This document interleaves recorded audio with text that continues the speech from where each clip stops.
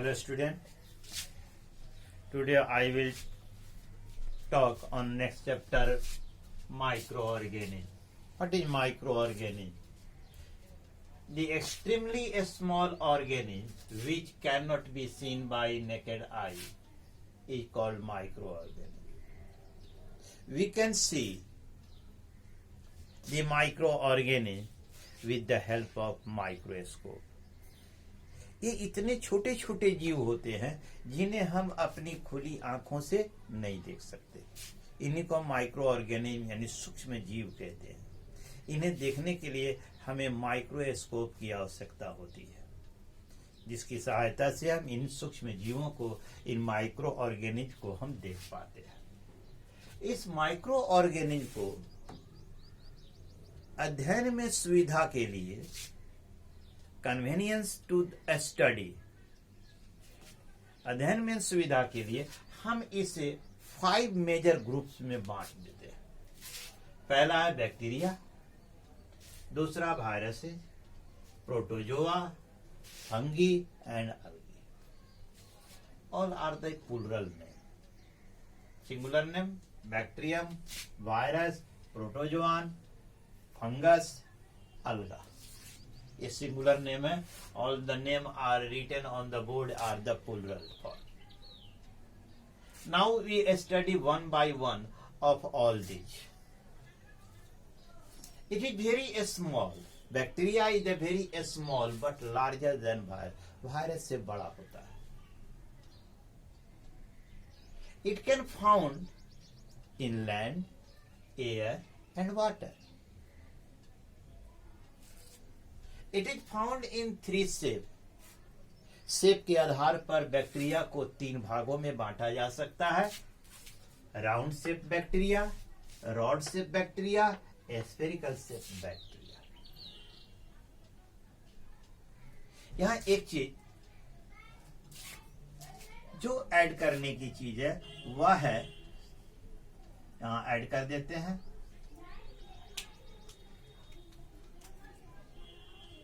it is unicellular, यानी यह unicellular होता है। ठीक है। And it can respire, fire, reproduce,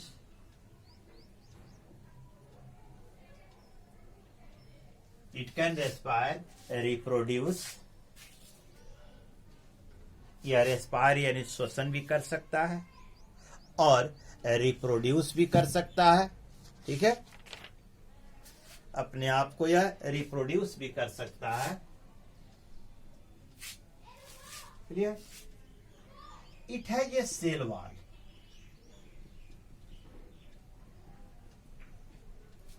इसके ऊपर एक सेल वॉल भी पाया जाता है। बैक्टीरिया के ऊपर जो है सेल वॉल भी पाया जाता है। इसके अंदर जो है ऑर्गेनाइज न्यूक्लियस नहीं होता है ना। यहां ऐड कर देते हैं, does not have organized nucleus.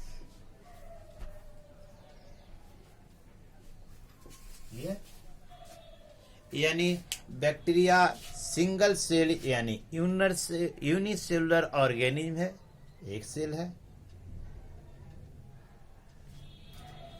It can respire, यह रेस्पायर कर सकता है, रिप्रोड्यूस कर सकता है। इसके पास सेल वॉल होते हैं और इसके पास कोई ऑर्गेनाइज न्यूक्लियस नहीं होता। It is very small already.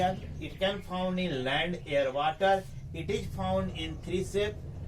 Some bacteria are useful and some are harmful. कुछ जो है हमारे लिए लाभदायी होते हैं तो कुछ हमको जो है नुकसानदेह होते हैं। नुकसानदेह मतलब they are the disease causing bacteria. Useful bacteria जैसे हम देखें लैक्टोबैसिलस, सेटिंग ऑफ कार्ड, दूध से दही जमान जो बनता है सेटिंग ऑफ कार्ड में यूज होता है। राइजोबियम, यह जो है एटमॉस्फेयर से नाइट्रोजन को सीधे लेकर सॉइल में फिक्स करता है। उससे क्या फायदे होते हैं? सॉइल की जो फर्टिलिटी होती है वह बढ़ जाती है।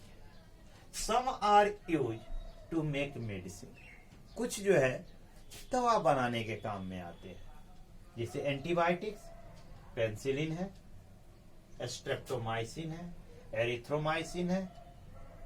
It also use to turn the alcohol into acetic acid, इसका यूज जो है एसिटिक एसिड बनाने में भी होता है। Yes, my bacteria it is also found in our body, यह बैक्टीरिया जो है हमारे शरीर के अंदर में, जानवरों के भी अंदर में पाया जाता है, शरीर के अंदर पाया जाता है।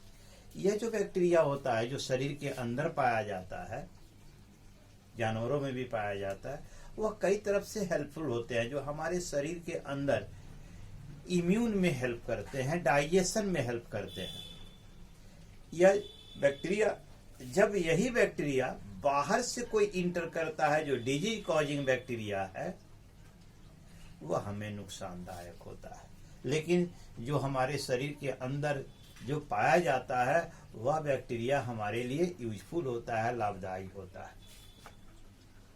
हार्मफुल बैक्टीरिया ये हमेशा डिजीज पैदा करते हैं, बीमारी, जैसे कि टाइफाइड है, कॉलेरा है, ट्यूबरकुलोसिस है, वुपिंग कफ है, फूड पॉइजनिंग है। इन सब चीजों से क्या होता है? बीमारी होती है, रोग होते हैं। अब आते हैं next virus. Virus is also the singular form of virus. It is the smallest organ, सबसे जितने माइक्रो ऑर्गेनिज्म पाए जाते हैं उन सब में सबसे छोटा है। It can develop only inside the cell of host organism, host कहते हैं मेजबान को, यानी यह जो है उसी तभी अपना डेवलप करता है, अपना मल्टीप्लिकेशन करता है जब तक यह किसी भी मेजबान एनिमल्स, प्लांट्स उसके बॉडी से बाहर रहता है, तब तक यह जो है नॉन लिविंग की तरह व्यवहार करता है, शरीर से जब तक बाहर है। लेकिन जब यह जो है जैसे ही शरीर के अंदर प्रविष्ट करता है, enter into the cell of the body of host, either plants और animals, even the human body, जैसे ही यह जो सेल में इंटर करता है वैसे ही इसका मल्टीप्लिकेशन यानी रिप्रोड्यूस स्टार्ट कर देता है, जिस तरह बाकी जैसे बैक्टीरिया करता है। यह भी जो है अपना रिप्रोड्यूस तेजी से करता है। इसीलिए चूंकि यह अपना रिप्रोडक्शन सेल के अंदर ही कर सकता है, जब तक यह बाहर है तब तक नॉन लिविंग की तरह, शरीर के अंदर जब पहुंच जाता है तब लिविंग थिंग तरह व्यवहार करता है। इसलिए हम इसे कहते हैं कि लिविंग और नॉन लिविंग के दोनों के बाउंड्री पर पाया जाता है। इस तरफ गया तो नॉन लिविंग, अंदर आया तो लिविंग की तरह व्यवहार करता है। Virus causes various type of disease, बहुत से प्रकार की बीमारियां देते हैं। जैसे सम डिजीज जो कॉमन आपको डिजीज है वो आपको बता दें, कॉमन कोल्ड है, इन्फ्लुएंजा है, मीजल्स है, चिकन पॉक्स है, स्मॉल पॉक्स है। ये जो है अक्सर वायरस के कारण होते हैं। एक जो है HIV जिसको कहते हैं, इसका फुल फॉर्म है ह्यूमन इम्यूनो डिफिशियंसी वायरस। एक विशेष प्रकार का वायरस है जो एड्स जैसी बीमारी देता है। एड्स का फुल फॉर्म क्या है? Acquired immune deficiency syndrome. बहुत से वायरसेस के प्रकार आए हैं, जैसे आपने जो है दुनिया में बहुत सी बीमारियों का नाम सुना होगा, सार्स है। अभी सार्स भी जो आया वो वायरस के कारण ही था, सार्स बीमारी। जिसने जो है हजारों लाखों व्यक्तियों को जो है मौत की नींद सुला दिया। अभी जो लेटेस्ट हमारी दुनिया, पूरा वर्ल्ड जो एक बीमारी के नाम से आज खौफ खा रही है, अब तक जिस समय हम आपको वीडियो दे रहे हैं उस समय तक लगभग 2.25 लाख लोग दुनिया में इस बीमारी के चलते मारे जा चुके हैं। और अभी लगभग 30-35 लाख, लगभग 30 से 35 लाख लोग जो आज अभी इस बीमारी से जूझ रहे हैं। इस लेटेस्ट वायरस का नाम है कोविड-19। कोविड-19 जिसके कारण होने वाली बीमारी जिसका नाम है कोरोना।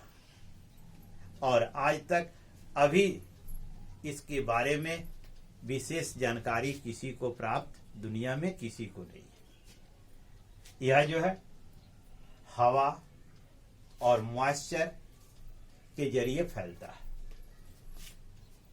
यह डिजीज जो वायरसेस कॉज डिजीज होते हैं उसे हम किसी एंटीबायोटिक्स के जरिए हम उसे ट्रीटमेंट नहीं कर सकते। इसका एक ही ट्रीटमेंट है, enhance the immune power. Enhance the immune power, इसी के जरिए हम वायरस कॉजेड डिजीज को ठीक कर सकते हैं। Today thanks.